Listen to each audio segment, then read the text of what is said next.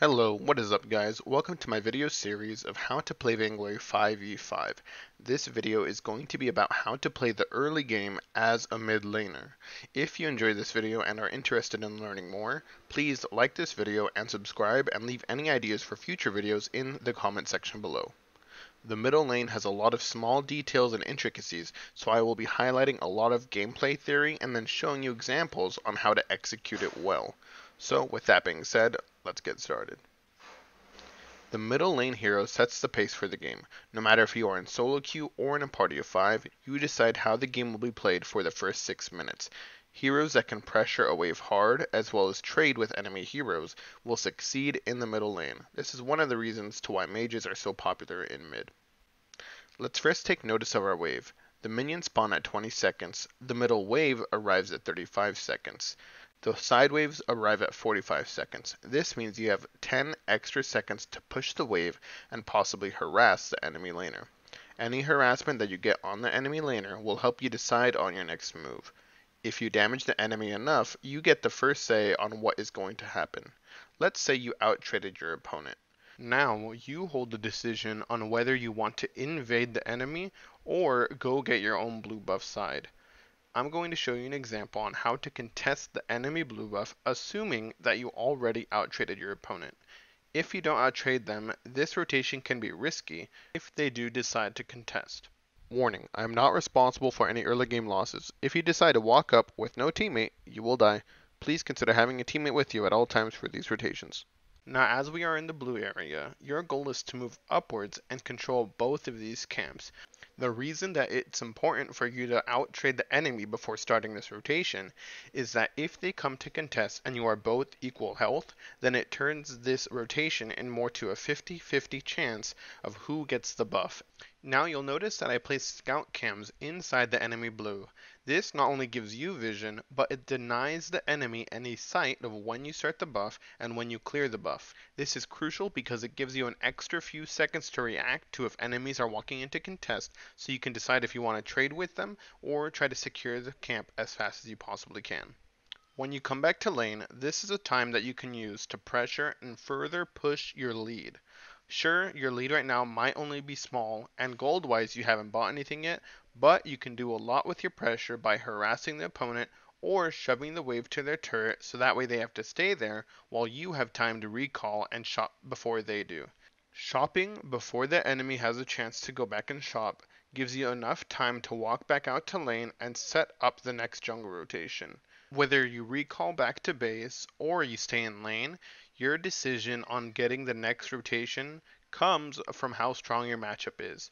If you can shove the lane faster than your opponent and you can get more damage onto them, then that will allow you to make the same decision as you did for the first rotation.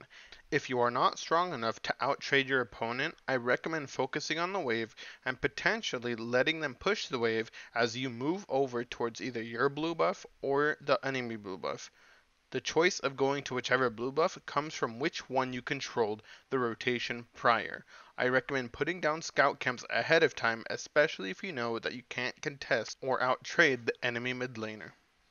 Now let's move on to some of the fundamentals when protecting your own blue buff or even contesting another blue buff. One of the main factors when controlling an area is vision.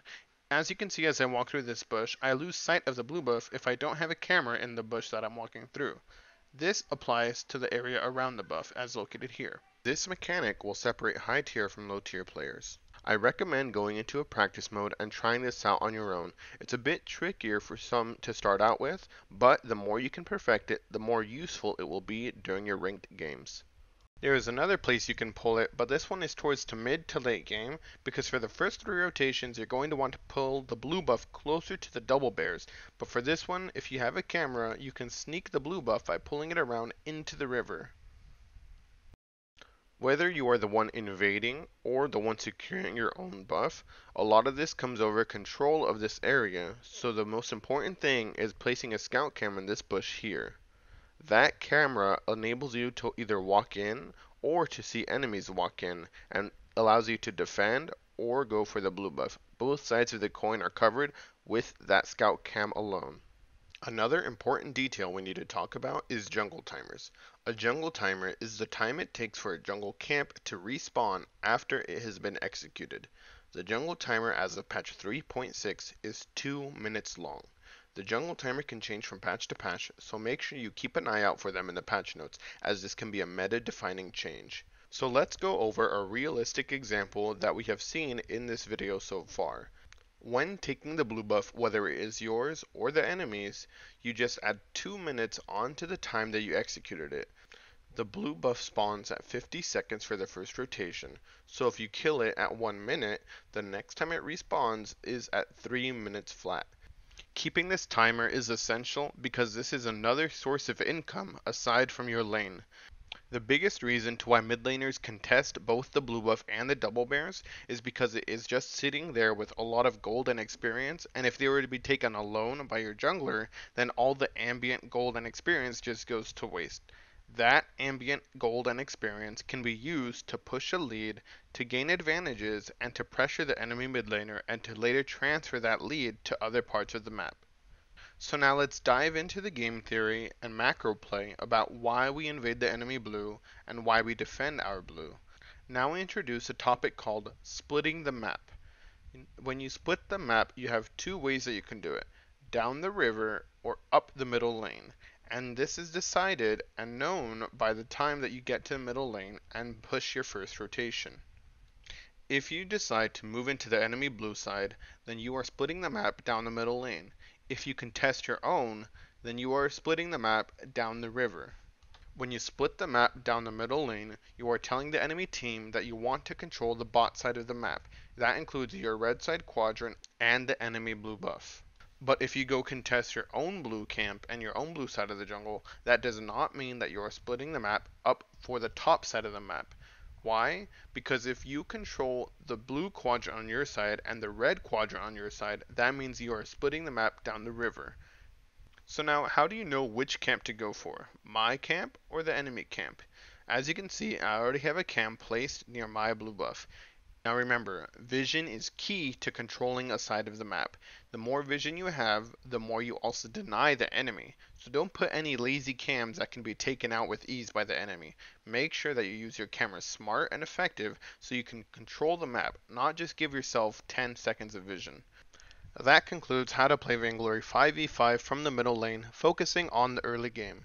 This guide might seem a bit ambiguous with what you should be doing, but that's because the middle lane requires the highest amount of map awareness and the highest amount of decision making than any other lane. Don't let that discourage you from playing the mid lane. The role has a high impact on map control, as its main purpose is to split up the map. When practicing, don't anticipate and expect yourself to follow everything to the dot right on the first try. This all comes through practice. Thanks so much for watching, guys. Like and subscribe if you enjoy these videos, and comment in the comment section below if you have an idea for any future videos, as well as any criticism that you'd like to give me. Any of the future videos are most likely going to be about the early game, finishing up this series for each respective role, and moving on to the mid to late game transitions and how to snowball a game, as well as some smaller videos about how to play when you're behind, and general concepts such as vision, map awareness, and so on. Thanks for watching, guys. Hope you have a good one.